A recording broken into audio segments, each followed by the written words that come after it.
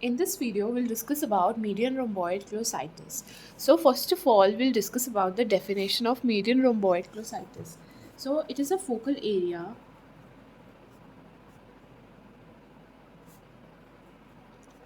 of susceptibility to recurrent or chronic atrophic candidiasis prompting a recent shift in the use of term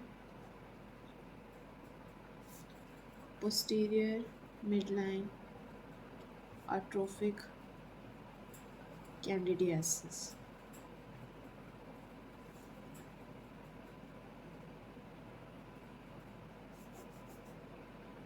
Now, basically, what is it? It is a focal area of susceptibility to chronic or to recurrent atrophic candidiasis, and it occurs in the posterior midline portion. Okay, so if I have to frame it in another way, so I would say that it forms an erythematous patch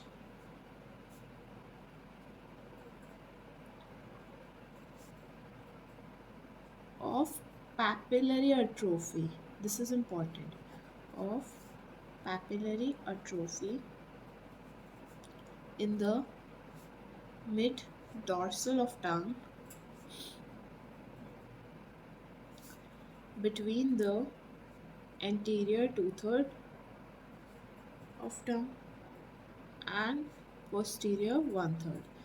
Now, since first of all, I like to clear first we cover it in the chapter of developmental anomaly. So first, it was considered to be a developmental anomaly, but as we progressed, we came to know that it is basically the papillary atrophy which is occurring in the mid dorsal line of the tongue, and it is not a developmental defect anymore. It is not considered as. So the other names, if you mention the other names in oral pathology exam, you get extra marks. So glossal papillary atrophy or lingual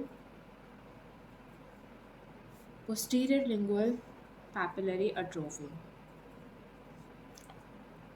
So it is not considered a developmental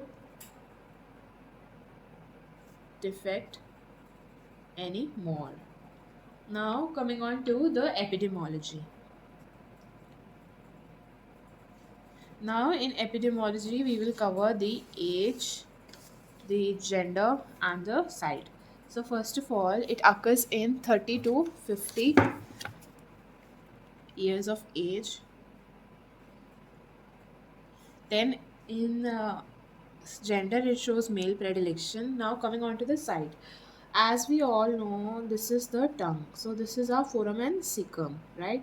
Here we have the circumvallate papillae. So basically it occurs in this region. What is this region? This region lies anterior to the foramen cecum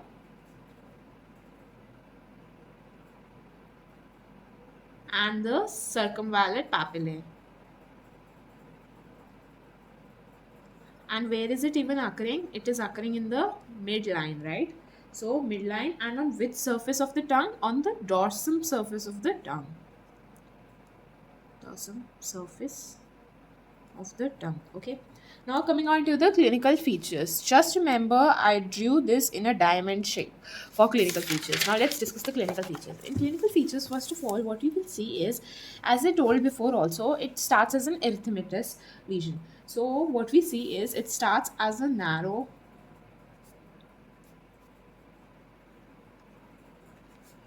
mildly erythematous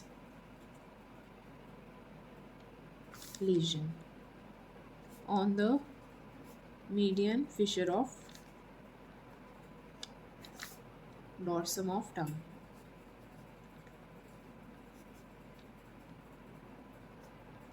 Yeah. So first point. Then coming on to the second one, I told you to remember that I drew it in the shape of a diamond. So it is basically lozenge shaped or diamond shaped.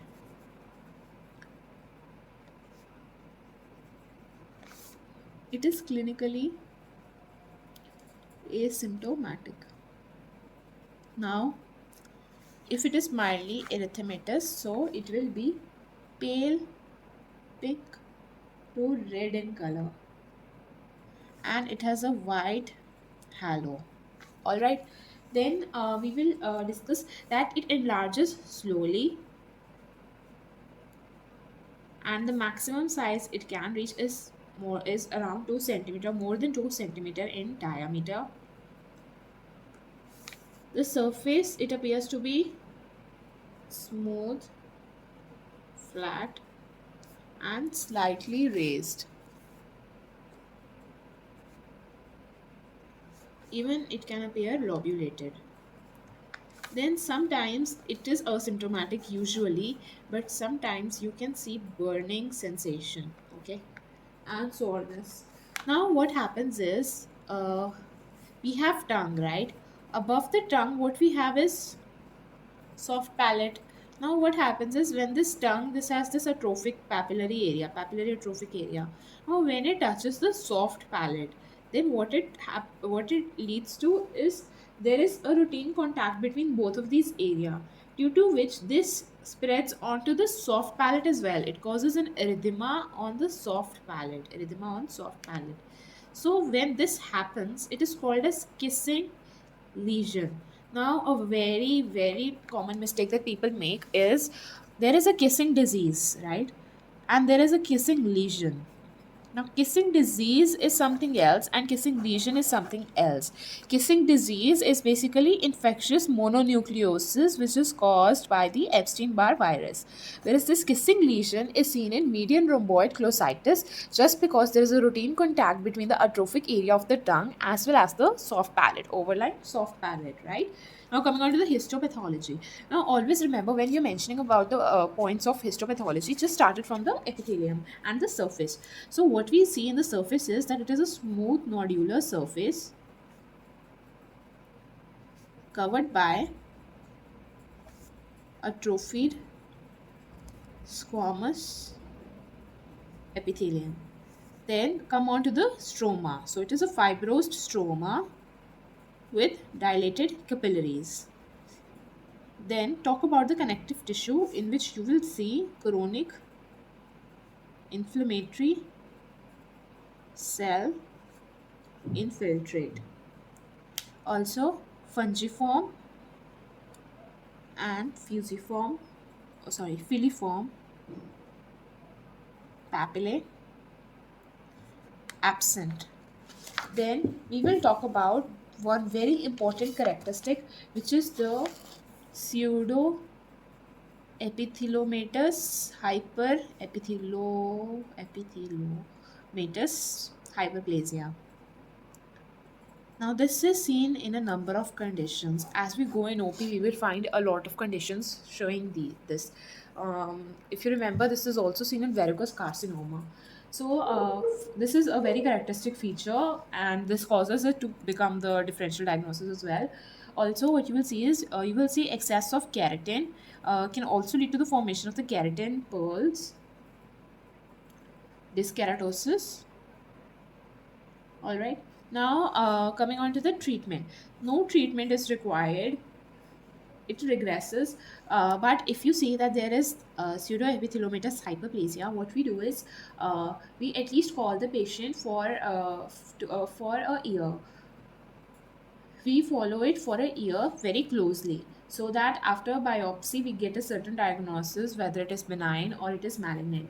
Also we will because it is candidiasis, so we will give antifungal medication either in the topical form or in the systemic form, so that the erythema and the inflammation are relieved.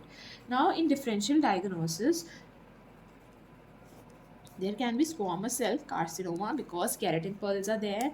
Then there can be gamma. Now, why is gamma there? Because the site, a syphilitic ulcer also takes place at the same site where the benign migratory glossitis occurs. All right. Then there is granular cell tumor. In granular cell tumor, also pseudoepithelomatous hyperplasia is present. Then there is lingual thyroid nodule. All right. Now this covers the median rhomboid glossitis, it is usually asked in questions quite a lot. Just remember for a fact that it is not considered a developmental anomaly anymore.